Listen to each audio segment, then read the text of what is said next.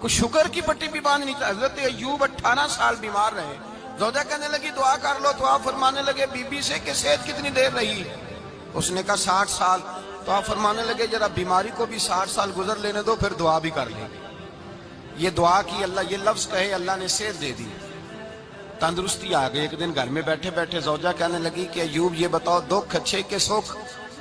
آپ فرمانے لگے سارے دن ہی اللہ کے ہیں, پر دکھ بڑے اچھے تھے. مجھ سے پوچھو تو دکھ بڑے اچھے تھے. کہا کس طرح؟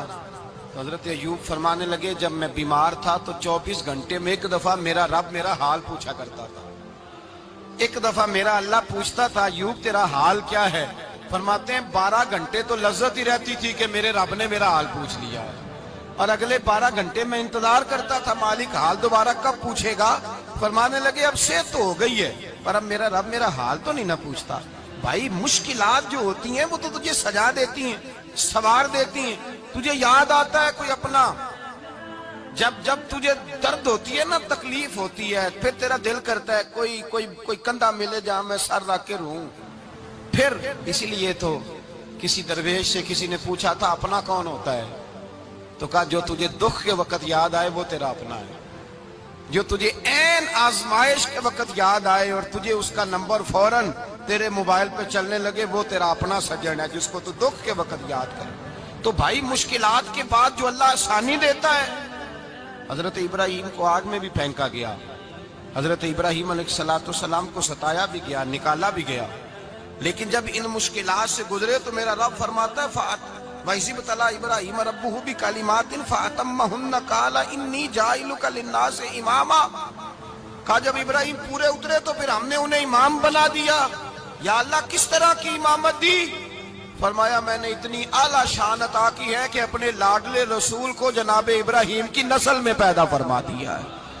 میں نے مصطفیٰ کو ان کی نسل میں پیدا کر دیا, قیامت تک کے لیے ان کا وقار بڑھا دیا. اللہم صلی علی محمد وعلی آل محمد کما صلیت علی ابراہیم وعلی آل ابراہیم. ان کی عظمت بڑھا دی, اس لیے کہ جب وہ آزمائش سے گزر کر کے آئے پھر جو آسانی دی. میرے نبی پاک صلی اللہ علیہ وسلم نے دین ابراہیمی کی بہت ساری چیزوں کو رکھا, کہا میں ملت ابراہیمی پہ ہوں. جب کوئی مشکلات کو عبور کر کے آتا ہے, جب کوئی تکلیفیں سہ کر کے آتا ہے, اس کے لیے جو اجر ہوتا ہے, اس کے لیے جو پھر اللہ کتنی ذرا بڑی توجہ کیجئے گا. لوگ سمجھتے ہیں فلاں آدمی مشکل میں ہے تو شاید مشکل میں ہی رہے گا, فلاں آزمائش میں ہے تو شاید میرا اللہ فرماتا ہے ایک مشکل دے کے میں 2 آسانیاں بھی دوں گا. تم مشکل دیکھ رہے ہو, مشکل نہ دیکھو, وہ جو اس کو بعد میں آسانی آنے والی ہے, اور ڈبل جو میں اس پر نعمت کرنے والا ہوں اس کو دیکھو. حضرت یوسف کو بھائیوں نے کنویں میں ڈال دیا تھا, اور جب کنویں سے نکلے تو مصر کے بازاروں میں بکے, اور پھر زلیخا نے الزام لگایا تو حالات بگڑ گئے. حضرت یوسف کو جیل جانا پڑا. کتنی کٹھن زندگی تھی, لیکن میرے مالک کو کچھ اور ہی منظور تھا. کنویں میں گرنے والے, بازار میں بکنے والے, جیل میں جانے والے, الزام لینے والے جناب یوسف کو رب کریم نے اسی مصر کا بادشاہ بنا دیا. اللہ پاک نے اسی مصر کا حکمران بنا دیا. یاری تیری سونا ہے پر ازمیشاں تیریاں اگ, اے سونا پرکھیا جاوند آئی پہلو نال اگاں دے لگ. اس کے لیے تھوڑا سا جتن کرنا پڑا, تھوڑے کٹھن حالات سے گزرنا پڑتا, تھوڑی آزمائشوں کا روپ دیکھنا پڑتا. ہم چاہتے ہیں کہ ہمیں چھیڑے کوئی نہ کوئی تکلیف نہ آئے, کوئی آزمائش. یہ ہو نہیں سکتا میرے بھائی, نامی کوئی بغیر مشقت نہیں ہوا. 100 بار جب عقیق کٹا تب جا کر نگی ہوا. ہم چاہتے ہیں کہ ہمیں کچھ بھی دقت نہ آئے, مشکلات نہ آئے, اور مشکلات تو انسان کو سنوارتی ہیں بھائی, وہ تو نکھارتی ہیں. کبھی پوچھا کرو جا کر کے کسی گندم کے دانے سے کہ تو کہاں سے ہو کے آیا ہے, کہاں سے نکل کے آیا ہے, تو وہ بتلائے گا کہ بڑے مشکل مراحل سے گزرا ہوں, اور پھر اللہ نے مجھے طاقت دی ہے کہ میں انسان کے وجود کا حصہ بناؤں. تو بھائی کٹھن مراحل, آزمائشیں, تکلیفیں, یہ انسان کو بڑا انسان بنا دیتی ہیں.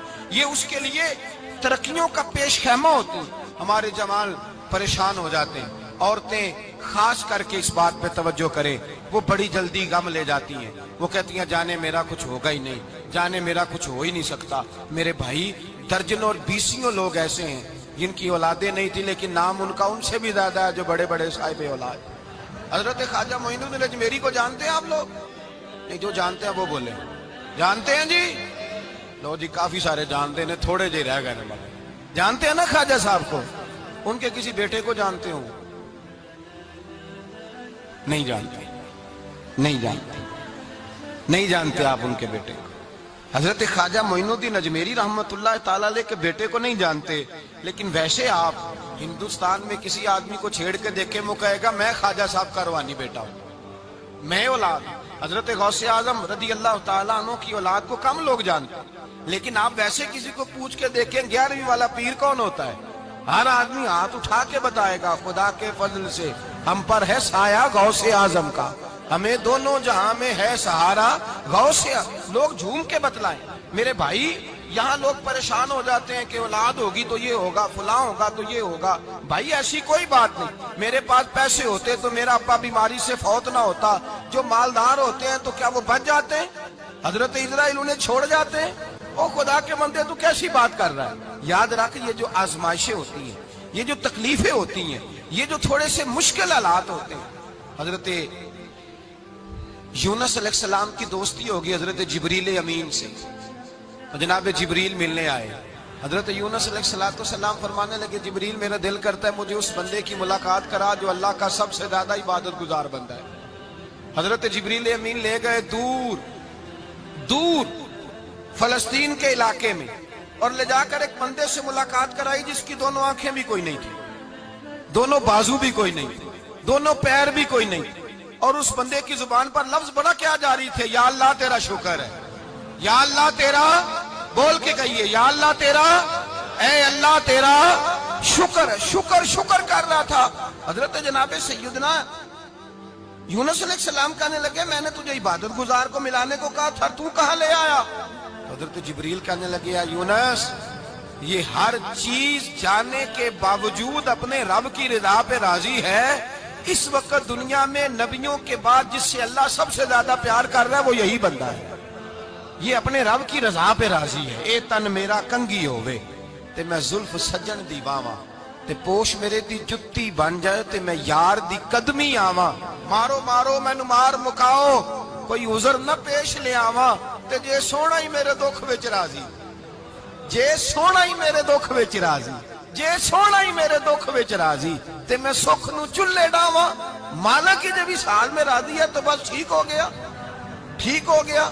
وصل اچھا ہے نہ فراق اچھا ہے، بس جس حال میں محبوب رکھے وہی حال اچھا ہے۔